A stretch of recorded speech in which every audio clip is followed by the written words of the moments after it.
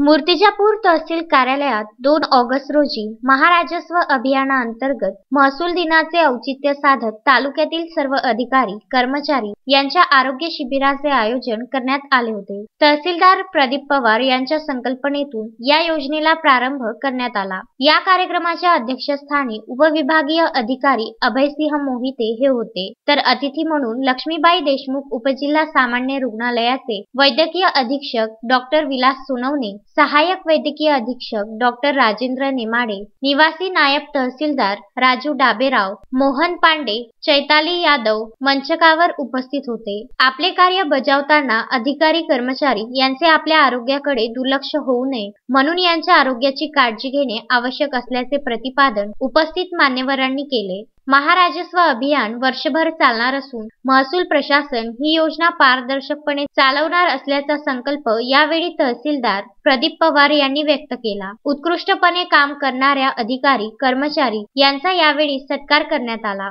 या शिबिरामध्ये 101 अधिकारी कर्मचाऱ्यांनी आरोग्याची तपासणी केली। हे आरोग्य तपासणी शिबिर लक्ष्मीबाई देशमुख उपजिल्हा रुग्णालय मूर्तिजापूर यांच्याद्वारे करण्यात आले। या कार्यक्रमाचे संचालन तलाठी विशाल काटोले यांनी केले। कार्यक्रमाच्या यशस्वीतेसाठी संजय इसाळकर व कर्मचारी यांनी परिश्रम घेतले। बाळासाहेब गणोरकर, विदर्भ न्यूज, मूर्तिजापूर।